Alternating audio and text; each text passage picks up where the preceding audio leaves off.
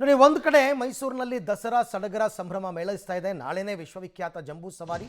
ಈ ನಡುವೆ ಈ ಗಜಪಡೆಯ ಮಾವುತರು ಕಾವಾಡಿಗರ ಕುಟುಂಬಕ್ಕೆ ಭರ್ಜರಿ ಉಪಹಾರ ವ್ಯವಸ್ಥೆಯನ್ನ ಮಾಡಲಾಗಿದೆ.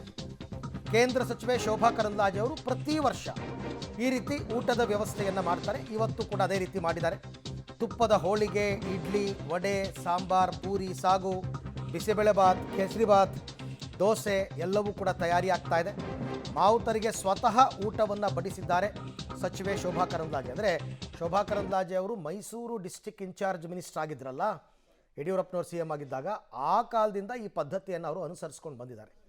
ಹಾಗಾಗಿ ಅರಮನೆಯಲ್ಲಿ ಕೆಲಸ ಮಾಡ್ತಕ್ಕಂಥ ಮಾವುತರು ಕಾವಾಡಿಗರ ಕುಟುಂಬ ಏನಿದೆ, ಆ ಕುಟುಂಬಕ್ಕೆ ಇವತ್ತು ಒಂದಿನ ಅವರು ಊಟದ ವ್ಯವಸ್ಥೆಯನ್ನು ಮಾಡಿದ್ದಾರೆ.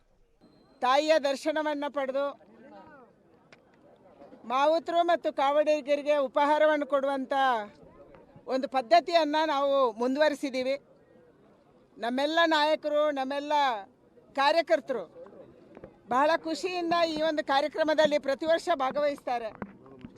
ಅದಕ್ಕಿಂತ ಹೆಚ್ಚು ವರ್ಷದ 11 ತಿಂಗಳು ಕಾಡಲ್ಲಿರುವಂಥ ಮಾವುತರು ಮತ್ತು ಕಾವಾಡಿಗರು ಯಾರು ನಮ್ಮ ದಸರಾ ಆನೆಯನ್ನು ಅತ್ಯಂತ ಚೆನ್ನಾಗಿ ನೋಡ್ಕೊತಾರೆ, ಅವರು ನಾಡಿಗೆ ಬರುವಂಥ ಕಾಲ ಇದು.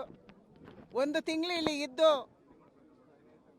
ಇಲ್ಲಿ ದಸರಾದಲ್ಲಿ ಭಾಗವಹಿಸಿ ತಾಯಿ ಚಾಮುಂಡಿಯನ್ನು ಆನೆಯಲ್ಲಿ ಹೊರಿಸಿ ವಾಪಸ್ ಹೋಗುವಂಥ ಸಂದರ್ಭದಲ್ಲಿ ಇವತ್ತು ಮಾವುತರು ಮತ್ತು ಕಾವಾಡಿಗರು ಅವರ ಮಕ್ಕಳು ಖುಷಿಯಾಗಿದ್ದಾರೆ.